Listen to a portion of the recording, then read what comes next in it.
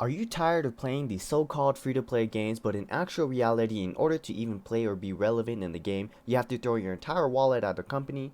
Then for the next few months, your wife and kids are stuck eating ramen for dinner, eating the same flavor over and over, then soon leave you, and you're on the street wondering why you spent all your money on that 2D waifu that will never notice you. Well, I got the perfect solution, and I introduce you to Arknights. What is Arknights, you ask? Well, Arknights is a 2D mobile tower defense game where players deploy monkeys to defend strategic map areas and play through a variety of challenging maps. Oh, wrong game.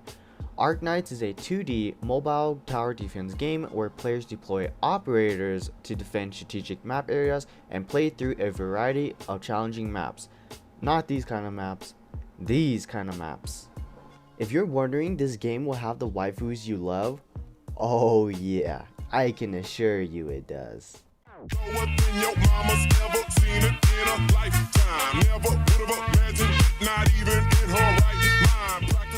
Now let's touch up a little bit more on what Arknights is. Yes, it's a tower defense game, but don't let that fool you. This game is one of the funnest games I ever played. Now, if you don't know what a tower defense game is, it's basically red box bad, blue box good, enemy bad, operators good, enemy kill. Enemy get to blue box bad. Higher number good, number 0 bad. Alright, and that concludes the video. I'll see you guys next time. Peace!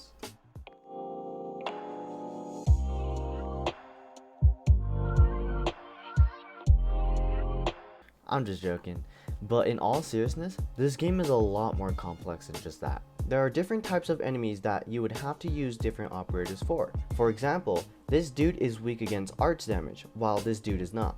And vice versa, this dude is weak against DPS, while this guy isn't. And the game throws all these different types of enemies at you at the same time, but you would have to figure out a way to kill them before they get to your base. But Ubifire, this is the gacha game. How is it not a pay-to-win game like the other gacha games that require your wallet? So in order to prove that this game is not only fun, but also not a pay-to-win game, I started a whole new account from scratch. So here's the plan.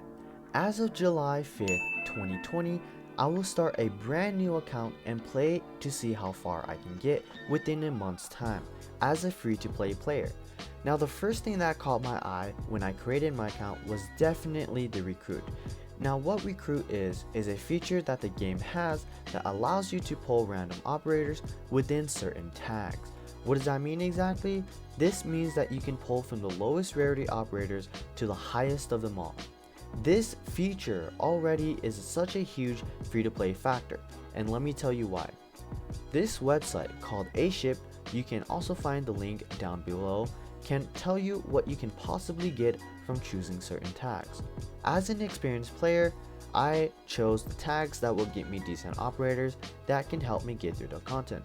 So I got pretty lucky here and I got a healing and defense tag, which means I have a chance to get either Neural or Gummy. Most likely I will get Gummy here as she is the lower rarity operator, which means the chance of getting her are really high. But you can still get super lucky and get that 5-star that comes along with the tags you choose. Next thing on the list is no account rerolling. So what the game gives new players is a generous 20 pull on a headhunting newbie banner. This banner has a total of 6-star operators and you are guaranteed at least one of them within the 20 pulls given. This means that whatever I get, I have to keep it. I cannot just create a new account, keep on rerolling until I get what I want and use that account instead. So for my first guaranteed 6-star, I got Siege, a Vanguard. And later on in the game, when I had enough currency to roll for my last 10 pull on the newbie banner, luckily enough, I got another 6-star, a Defender Hoshiguma. This account is already off to a great start. I mean, what can be better than pulling 2 anime waifus off the bat? What? Coexisting with your depression? Haha, not happening. But while we are on the topic of pulling, and one main real reason why this game is such a free-to-play friendly game is because of the game's generosity. There is such a thing called a pity system. Once you keep pulling on a banner and you don't get a 6-star, you will continuously build up this pity and you will have a percentage chance of getting that pity and your guaranteed 6-star. Still don't understand? Let me spell it out for you. I pull, no 6-star, pity chance 20%. I pull, no 6-star, pity chance 40%. I pull, no 6-star, pity 60% chance. Now this keeps building up until I hit pity. The pity chance resets when I get that 6-star. Now the cool thing about this too is that you can build up your pity for another banner. So let's say you've been pulling on this banner for quite a while and you still haven't gotten your 6-star. Then you know your pity is quite high, so you save it, and when there is a banner that you really want, then you could just try your luck there and try to get your 6-star there. Every time a new banner comes out, you are guaranteed a 5-star with then 10 pulls. So even if you don't want the operators in the banner, you can at least get your guaranteed 5-star and leave, just like my dad. That leads me to the currency which you have to pull with. You see right there, that's called Orundum, or what I like to call it, Orum your mum. In order to obtain this currency, you have to clear Annihilation. Annihilation is a super long and tedious stage that has 400 unique enemies you have to defeat. Now it doesn't matter if you can complete the stage or not, because it will reward you with how much you defeated, even if some get through. There is a max amount of Orundum you can farm and resets every week. You want to try to knock these stages out as soon as you can, because once you hit certain milestones for that stage, it gives you an insane amount of resources as rewards. Not only that, but you can increase the amount of Orundum you can farm per week. Now keep in mind, I am an experienced player, so I passed through the first two pretty easy, but the thing was, for Annihilation 2, my units were not strong enough and I had to manually finish it every time, with friend support. What are friend supports? Well, friend supports are operators your friend has set up so that you or anybody that is friends with him can borrow and use for the stage. Now there are some pros and cons about using friend support, and they're mostly good. The pros about using friend support is that you can use much stronger operators than yours to pass the stage. The other good thing is that if you need a certain operator, whether it's for their skill or class, you can fill in the missing gap you need in your comp. Now the cons aren't really too bad, aside from knowing that they are much more useful than your IRL friends. I mean, who needs them anyways? Am I right? Please don't leave me. So let's say you use a friend support and complete the stage, but turns out that you needed to farm the stage over and over for the mats you need to upgrade your operator. Because you used a friend support, you can't auto deploy. But this isn't really a big deal. All you really need to do is just redo the stage using your own operators, and boom, voila, auto deploy activated. Now, being a free to play player, Originite Prime is super limited. Originite Prime is the currency you can buy with real money. With this currency, you can buy things such as furniture, enhancement packs, and pulls, but most importantly, skins.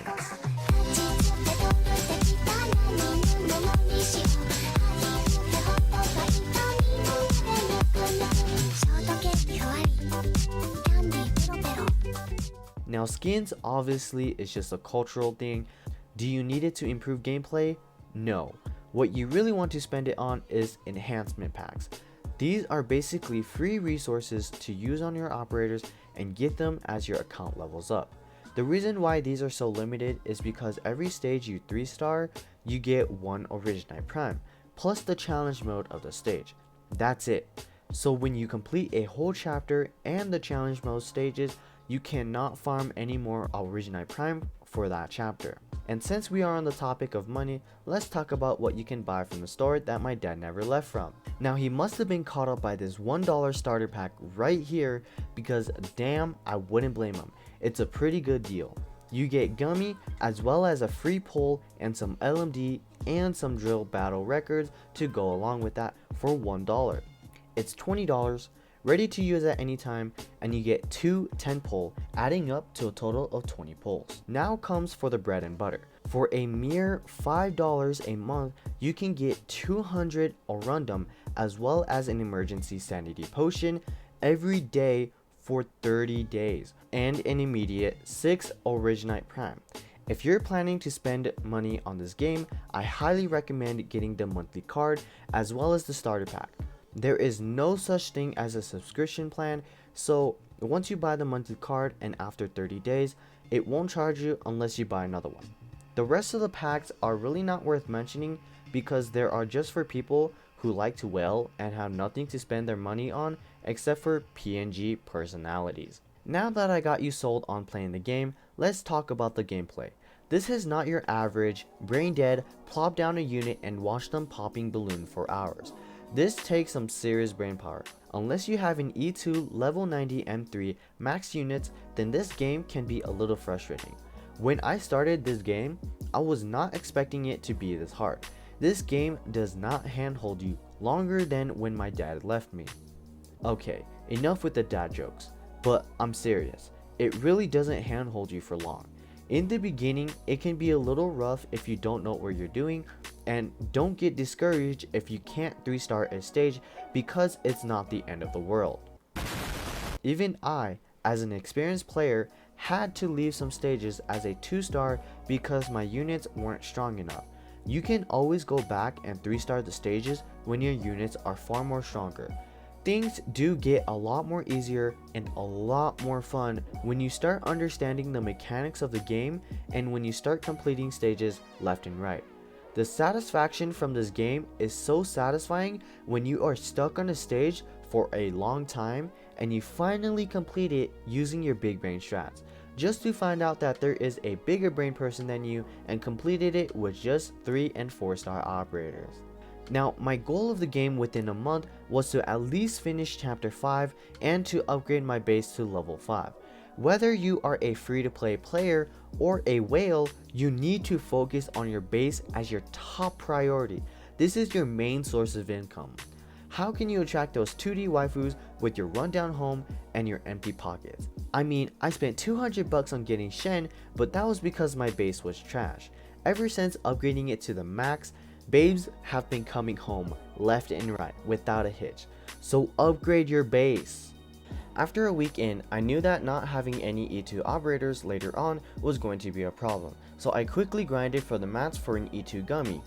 If you don't have at least one E2 on your team, the friend support unit caps at E1 max level, which is no different than trying to spot the difference between these two pictures. After I E2 my gummy, things became pretty easy after that point on because in each stage, I just used the power of friendship to steamroll everything. The stages that I really wanted to focus on are LS5 and SK5. SK5 is the stage you would grind for the materials to upgrade your base, and LS5 is the stage you would grind to level up your operators. There is no need to even mention CE5 because that's pretty easy in comparison to the other two stages. And plus, if I were to focus on my base, the amount of times I needed to run CE5 was pretty much cut in half because I would have my base making the money for me. I had a really hard time trying to clear LS5. Fuck that stage. As well as SK5. I couldn't recreate how I completed my SK5 run on my main account to my free-to-play account because my units weren't strong enough, and I had to bring in a friend unit every time I tried to complete it. So I gave up and went to this guy to see how he completed it because he practically has all the answers to your problems and shows you the way to being a free-to-play player. I try not to watch his videos and like to challenge the stage myself as well as clear it myself, but in this case, I already cleared it on my main account and I was curious to see how he cleared this stage as well. After being mind blown by how big his PP is, I kept on grinding and I had enough materials to level 5 my base. The only thing stopping me was the big 510. This is the last stage in chapter 5. At this point, I was already 2.5 weeks in with a little less than a couple days left to meet my goals. As I was panicking to complete my goals, like on the last day you do your homework, that will be the deciding factor whether you graduate or not, there were many times where I let my sanity actually get maxed and wasted a lot of time which I could have used to get way more further into the storyline and a lot more stronger. And this is my alternate account, so I didn't really have the drive to really push it to the max. And finally, using the only thing that can overcome anything, that even 90% of the majority of shonen anime, is the power of friendship. Yup, just put Natsu there, Pekura there, Riko here, and so after a month and about 2 weeks of editing, because I was busy,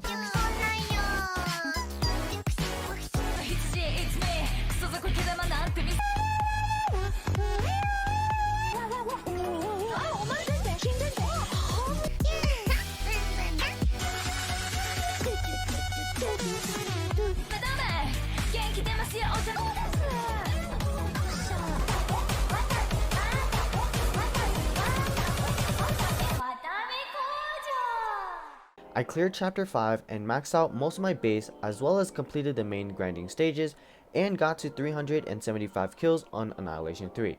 Not only that, but I got a shit ton of fun out of this project because I had to start from zero once again and wanted to see the different strats I can come up with to complete the stages with different operators.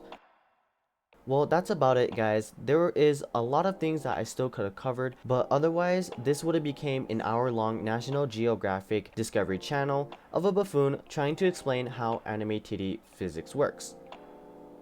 Thank you so much for watching. If you liked the video, please hit that thumbs up button and subscribe as well. I hope you have a good morning, a good evening, and a good night. I'll see you guys next time.